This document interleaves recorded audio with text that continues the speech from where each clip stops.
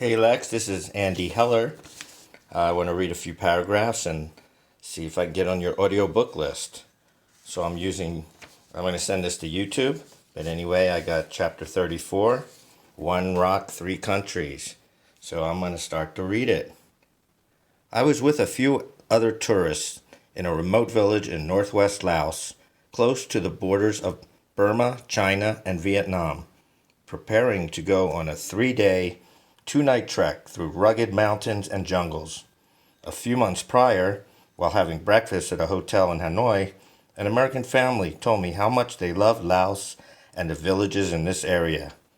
They gave me the contact info for an agency in Muang Long that arranged an overnight trek for them and said the trek was the highlight of their trip. I was intrigued. Their stories were exciting. Shortly after that, I contacted the same agency and signed up for a trek. It was time to see Laos for myself. Over the 3-day trek, our local guide and his assistant led a group of us as we hiked and climbed for 6 hours a day. Each night we would sleep and eat with a local family. There were no roads into the 2 villages we were heading to. The only access was on foot.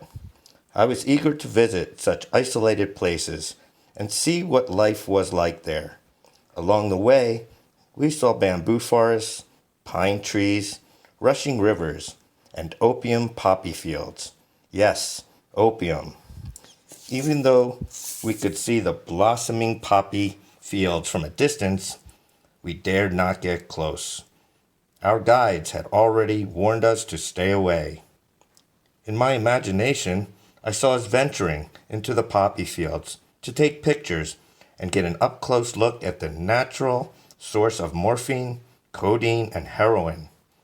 But then, some hostile locals would come running out of the jungle with machetes and guns, screaming at us to get out of their bumper crop of valuable drugs. Or while we smelled the flowers as we walked through the fields, a squadron of military agents in full camouflage would emerge with their machine guns pointed at us. Yelling foreign words we couldn't understand, they would arrest us and escort us to a remote jungle prison where we would be held captive in small, dirty boxes.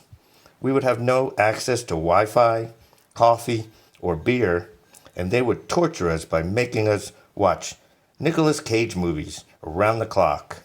Nick Cage flicks and no beer are my worst kind of torture. The end for now.